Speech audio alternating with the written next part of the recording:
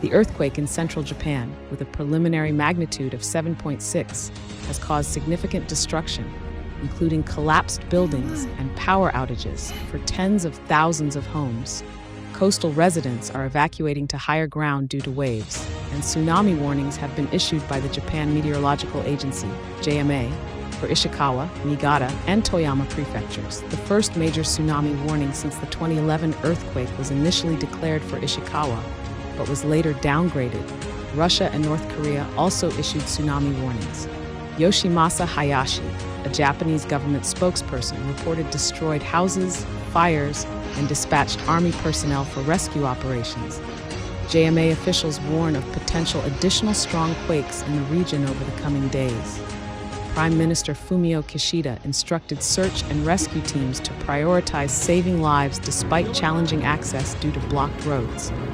There are reports of several people trapped, and international concern is evident through warnings from neighboring countries. The situation underscores the importance of coordinated response efforts, vigilance, and preparedness by both authorities and the affected population.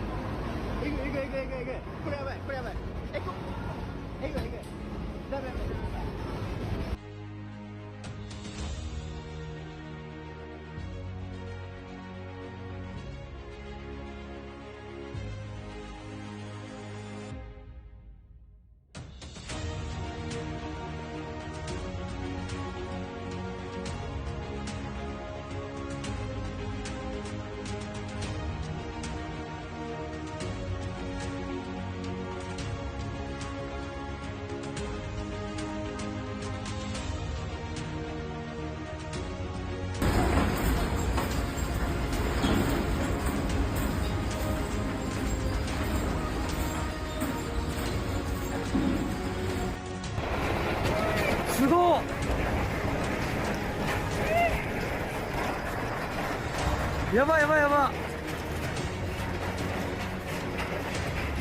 すっげえ揺れてる。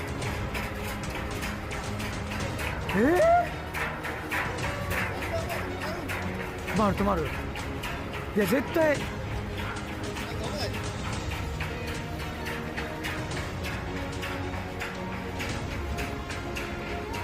ごいぞこれ。